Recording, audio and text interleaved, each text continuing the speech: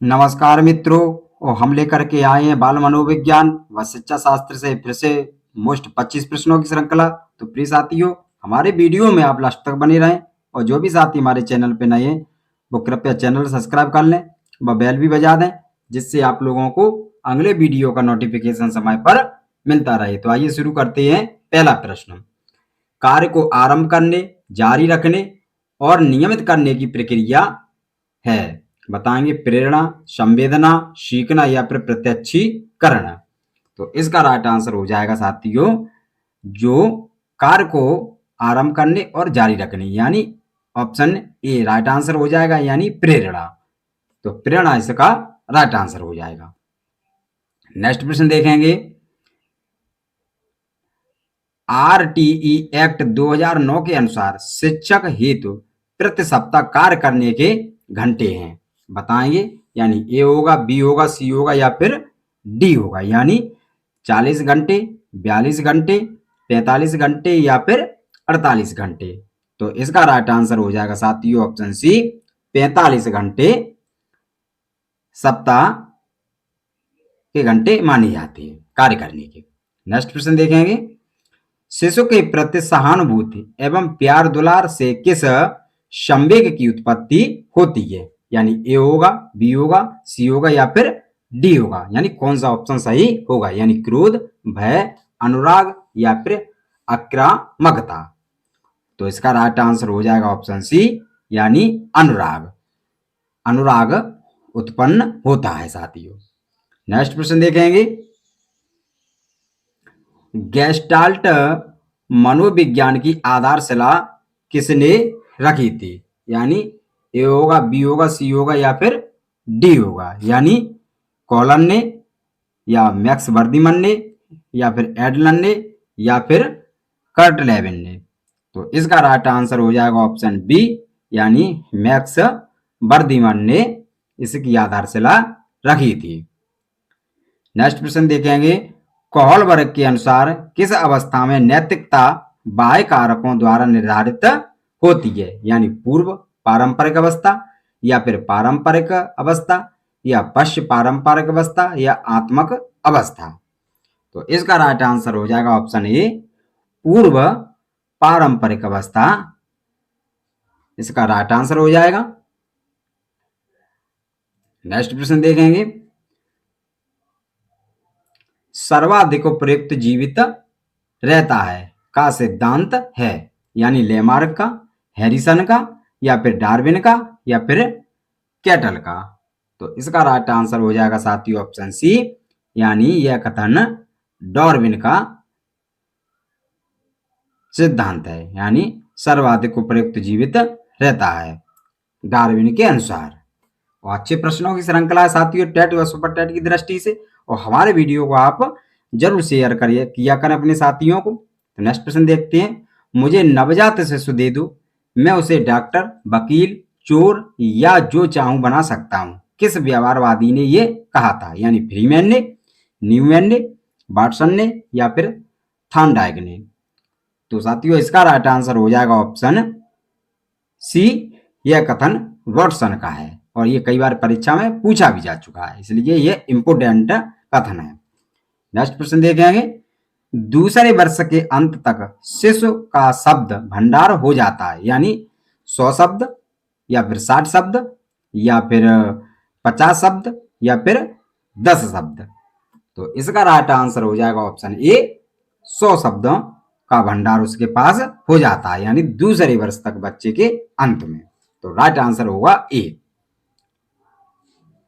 Next प्रश्न देखेंगे, ग्रंथियों के आधार पर व्यक्तित्व के विभिन्न प्रकारों की चर्चा किसने की थी। यानी क्रिस्मर ने, युंग ने, कैनन ने या फिर स्प्रेंजर ने।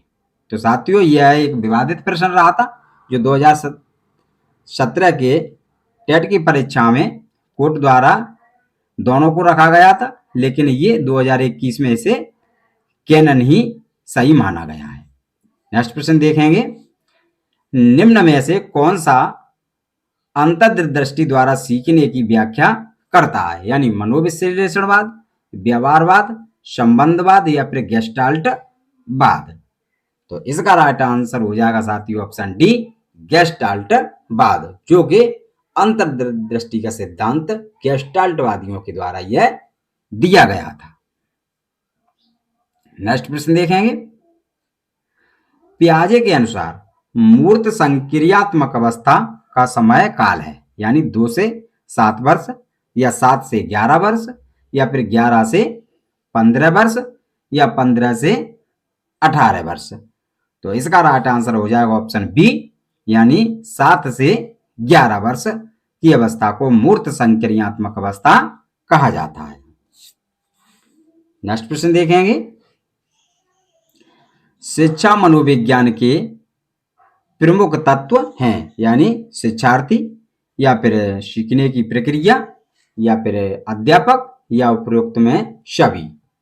तो इसका राइट आंसर हो जाएगा ऑप्शन डी, उपयुक्त सभी, क्योंकि शिक्षा मनोविज्ञान के ये प्रमुख तत्व माने जाते हैं, क्योंकि उसमें विद्यार्थी का भी होना जरूरी है, अध्यापक का, और सीखने वाला भी होना उसमें चाहिए। तो राइट आंसर हमारा डी होगा। नेक्स्ट प्रश्न देखेंगे। अधिगम का शास्त्रीय अनुबंधन सिद्धांत से संबंधित हैं, बताएंगे, यानी थॉर्नडाइक, स्किनर, या फिर कोहलर, या फिर पॉवलव।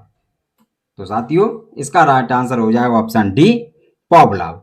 पॉवलव के द्वारा ही शास्त्रीय अनुबंधन सिद्धांत दिया गया था, जिसे क्लासिकल कंडीशन सिद्धांत के नाम से और जाना जाता है। तो पॉवलव इसका राइट आंसर होगा। नेक्स्ट प्रश्न देखेंगे। छात्रों को प्रेरित करने की सही विधि है, बताएंगे, छात्रों को किस तरह से प्रेरित किया जा सकता है, यानी दंड के द्वारा, फटकारना, या फिर प्रशंसा करना, या फिर मारपीट करना। तो इसका राइट आंसर हो जाएगा ऑप्शन सी, प्रशंसा के द्वारा ही छात्रों को अच्छी तरह से प्रेरित किया जा सकता है। तो राइट आंसर सी की तरफ चला जाएगा। नेक्स्ट प्रश्न देखेंगे। शारीरिक रूप से विकलांग बालकों का प्रकार नहीं है, यानी मूढ़ बालक, या फिर प्रत्यक्षीकरण, योग्यता संबंधी दोष, या फिर बधिर बालक, या फिर अंधा बालक। तो इसके बी सी डी ये इसके सही होंगे, लेकिन इसमें राइट आंसर हो जाएगा यानी मूढ़ बालक। शारीरिक रूप से विकलांग बालकों का ये प्रकार नहीं है, तो राइट आंसर होगा ए, यानी मूढ़ बालक। नेक्स्ट प्रश्न देखेंगे। जीन पियाजे के संज्ञानात्मक विकास की कितनी अवस्थाएं की व्याख्या की है, बताएंगे, यानी जीन पियाजे ने संज्ञानात्मक विकास की कितनी अवस्थाएं की व्याख्या की है, यानी 8 अवस्थाएं, या 5 अवस्थाएं, या फिर 6 अवस्थाएं, या फिर 4 अवस्थाएं। तो साथियों इसमें उन्होंने की थी 4 अवस्थाओं की उन्होंने व्याख्या की थी, जो कि आप जैसे इंद्रियगामिक और मूर्त, अमूर्त, और एक और आप देखेंगे। नेक्स्ट प्रश्न देखेंगे। वे कौन से बाह्य कारक हैं जो एक बच्चे को कक्षा में रुचि लेने से रोकते हैं, बताएंगे, यानी भावना और मनोभाव, संस्कृति और प्रशिक्षण, बच्चे का दृष्टिकोण, या फिर लक्ष्य और प्रयोजन। तो इसका राइट आंसर हो जाएगा ऑप्शन बी, संस्कृति और प्रशिक्षण सही इसका राइट आंसर होगा। नेक्स्ट प्रश्न देखेंगे। सामान्य तथा विशिष्ट कारक सिद्धांत का प्रतिपादन किसने किया था, बताएंगे, बहुत अच्छा प्रश्न है, परीक्षा में पूछा भी जा चुका है, यानी अल्फ्रेड बिनेट, स्पीयरमैन, या गिलफोर्ड, या फिर थर्स्टन। तो इसका राइट आंसर हो जाएगा ऑप्शन बी, यह सिद्धांत दिया गया था स्पीयरमैन के द्वारा, यानी सामान्य तथा विशिष्ट कारक सिद्धांत। नेक्स्ट प्रश्न देखेंगे। उदाहरण, कोमा निरीक्षण, कोमा विश्लेषण, कोमा वर्गीकरण, नियमितीकरण निम्नलिखित में से किस विधि के योगदान है। यह भी अच्छा प्रश्न है, परीक्षा में पूछा भी जा चुका है, यानी निगमन विधि, आगमन विधि, या अंतर्दर्शन विधि, या फिर दर्शन विधि। तो इसका राइट आंसर हो जाएगा ऑप्शन बी, यह है आगमन विधि का साथियों सोपान कहा जाता है, जो कि उदाहरण निम्नीकरण के द्वारा ये दर्शाया जाता है। नेक्स्ट प्रश्न, हम करके सीखते हैं किसने कहा था, बताइए, बहुत अच्छा प्रश्न है। हम करके सीखते हैं, यानी मैस के द्वारा, योकम के द्वारा, सिम्पसन के द्वारा, या फिर कॉलसन के द्वारा। तो यह कथन साथियों, इसका राइट आंसर हो जाएगा ऑप्शन सी। यह कहा था सिम्पसन महोदय ने, हम करके सीखते हैं। तो राइट आंसर हो जाएगा सी। नेक्स्ट प्रश्न देखेंगे, अल्पवयस्क बच्चों के अधिगम प्रक्रम में अभिभावकों की भूमिका होनी चाहिए, यानी किस तरह की भूमिका होनी चाहिए, यानी निषेधात्मक, अग्रसक्रिय, या फिर संवेदनात्मक, या फिर उदासीन। तो इसमें राइट आंसर हो जाएगा यानी अल्पवयस्क बच्चों के अधिगम प्रक्रम में संवेदनात्मक भूमिका उनकी होनी चाहिए। नेक्स्ट प्रश्न देखेंगे, शारीरिक वृद्धि और विकास को कहते हैं, यानी तत्परता, या अभिवृद्धि, या फिर गतिशीलता, या फिर आनुवांशिकता। तो इसका राइट आंसर हो जाएगा साथियों ऑप्शन बी, यानी शारीरिक वृद्धि और विकास को कहते हैं अभिवृद्धि। तो राइट आंसर हमारा बी की तरफ चला जाएगा। नेक्स्ट प्रश्न देखेंगे,